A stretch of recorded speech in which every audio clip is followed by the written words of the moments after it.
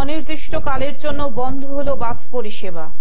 অনির্দিষ্টকালের জন্য বন্ধ খানাকুলের বাস পরিষেবা, সমস্যায় সাধারণ মানুষজন। জানা গিয়েছে, আজ থেকে গণেশপুর ও গড়ের ঘাট থেকে আরামবাগ তারকেশ্বর রুটের সমস্ত বাস বন্ধ অনির্দিষ্টকালের জন্য।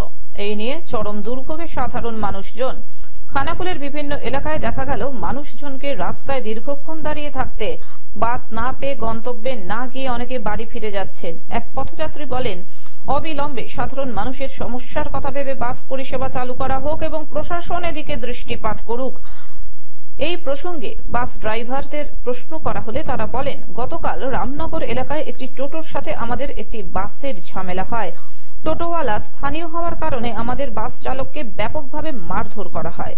তারই প্রতিবাদে আমরা কর্মবিরতি পালন করছি। আমাদের মূল দাবি, বাস চালক ও বাস কর্মীদের গায়ে কোনোভাবে হাত দেওয়া যাবে না।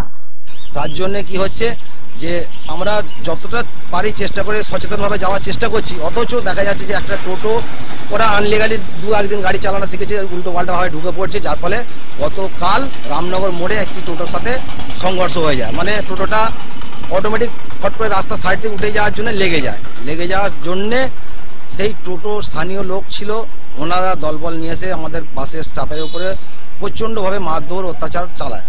যার জন্য আমরা বিক্ষিপ্ত যে এইভাবে দিনের পর দিন টোটোদের অত্যাচার এবং ওরা সমস্ত লোকাল প্যাসেঞ্জার বয়ে নিয়ে চলে যাচ্ছে। তাহলে আমাদের বাস যে পরিষেবা দিচ্ছি, সেই ক্ষেত্রে যে কবে কে তারকেশ্বর কে আরামবাগ যাবে, চাপাডাঙ্গা যাবে, সেই 2-4টে প্যাসেঞ্জার নিয়ে যাতায়াত করলে কি আমাদের একটা রুজি রোজগার পূর্ণ হবে? হবে না তো। মালিকরা বলছে চালাতে পারিস চালাকে যা, নাহলে তোরা দাঁড় করে রেখে যা, আমাদের কিছু বলার নেই। আমরা কি করবো? মালিকরা বলছে। তাহলে আমরাও দেখছি এরকম বিনা পয়সা কাজ হলে, আমাদের তো সংসার আছে, তাহলে আমরা এই কাজ আর করবো না। এই মালিকদের গাড়ি বন্ধ রেখে দিয়ে আমরা অন্য বিকল্প মাঠে কাজ করি, লোকে জন খাটি, সেইভাবে খেটে আমাদের সংসার চালাতে হবে। কিচ্ছু উপায় নেই আমাদের, আমরা কি করবো? কোন রুটের বাসটা বন্ধ হবে? হুগলি থেকে কৌশিক ঘোষের report, globe news.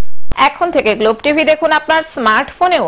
Google play store অথবা অ্যাপল স্টোর থেকে ডাউনলোড করুন গ্লোব টিভি লাইভ অ্যাপ। এছাড়াও জিও টিভি অ্যাপ থেকেও দেখুন গ্লোব টিভি লাইভ।